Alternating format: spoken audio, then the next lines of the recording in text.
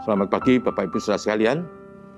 Saya hadir dengan renungan singkat pagi ini untuk saudara. Saya beri tema mengenal Kristus secara pribadi. Lukas 9 ayat 18 sampai 21.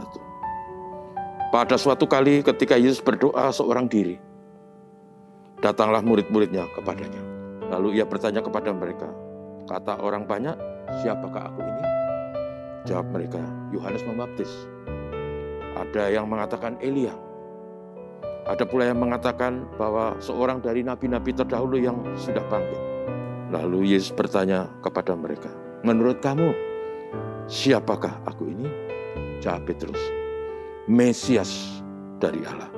Lalu ia melarang mereka dengan keras supaya mereka jangan memberitahukan hal itu kepada siapapun. Saudara sekalian, mengenal Kristus secara pribadi. Ini berkaitan dengan sebuah peristiwa pada waktu Tuhan Yesus sedang berdoa sendirian.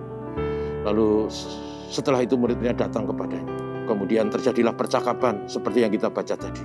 Tuhan Yesus bertanya, menurut kata orang banyak, siapakah aku ini? Lalu murid-murid yang sudah menyerap dan mendengar banyak pendapat dan informasi di luar sana, mereka berkata, ada yang mengatakan, engkau Yohanes Pembaptis, nabi ajaib yang dipenggal oleh Herodes. Lalu ada yang mengatakan, engkau Elia, nabi luar biasa di zaman Perjanjian Lama, zaman Raja Ahab. Tapi ada yang mengatakan, engkau salah seorang dari nabi-nabi terdahulu yang sudah bangkit. Yang menarik, kemudian Tuhan Yesus bertanya kepada mereka, menurut kamu, secara pribadi, personally, siapa aku ini? Lalu jawab Petrus, engkaulah Mesias dari Allah. Dan kemudian di dalam pembacaan kita tadi, Yesus berkata, supaya jangan seorang pun mengerti dan mendengar itu. Dan ini pesan yang keras Tuhan Yesus. Saudara sekalian, dalam teks itu, Petrus berkata, engkaulah Mesias dari Allah. Mesias itu artinya pribadi yang dijanjikan Tuhan untuk memberi kebebasan kepada manusia, yang menurut kitab suci adalah terbebas dari dosa dengan semua konsekuensinya. Mesias itulah pribadi yang dinanti, jadi dijanjikan oleh Tuhan dan dinanti oleh umat Israel. Tetapi yang luar biasa adalah bahwa terjadi salah persepsi, salah paham orang Israel pada zaman itu. Karena mereka pikir bahwa Mesias yang dijanjikan Tuhan itu tidak lain dan tidak bukan adalah seorang pembebas yang bisa melepaskan mereka dari cengkeraman penjajah dalam zaman itu, penjajah Romawi. Karena itu mereka tidak bisa menerima Kristus. Karena Kristus bukan tipe Mesias yang dinanti. Yesus malah sangat lemah lembut, bahkan mengajar supaya musuhnya dikasihi. Yesus malah naik keledai bukan naik kuda, seperti seorang prajurit pembebas yang perkasa. Nah, saudaraku, salah persepsi itulah yang akhirnya membuat orang Israel menolak Tuhan Yesus Kristus. Tapi kemudian dalam cerita itu Tuhan Yesus melarang mereka, melarang murid-muridnya supaya tidak menceritakan pada orang lain. Mengapa saudaraku? Karena kalau itu disampaikan kepada orang, akan terjadi kegaduhan sebab salah persepsi tadi. Nah, saudara, apa yang layak kita renungkan adalah bahwa sebagai orang Kristen, kita diajar untuk mengenal Kristus secara pribadi. Jangan hanya percaya kepada apa yang dikatakan orang. Jangan hanya percaya apa yang dikatakan oleh media sosial.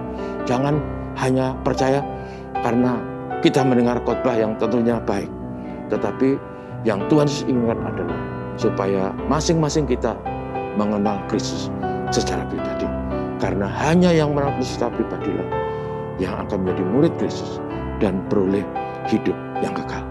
Kita harus belajar dari Rasul Paulus yang mengatakan, dia berkata, aku mengetahui kepada siapa aku percaya. 2 Timotius 1 ayat 12. Sehingga saudaraku, kita harus tahu kepada siapa kita percaya, yaitu Yesus Kristus yang adalah Immanuel, yang telah rela mati demi dan untuk kita, supaya kita dilepaskan dari dosa dengan segala konsekuensinya, yaitu api neraka.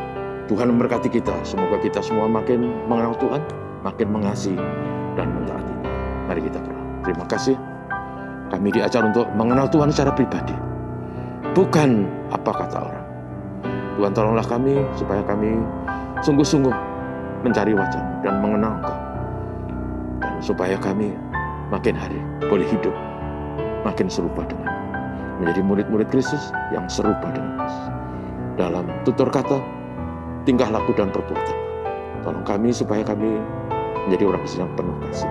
Sama seperti Kristus. Tuhan berkati kami semua dalam segala tanggung jawab kita sehari-hari. Tuhan Yesus terima kasih.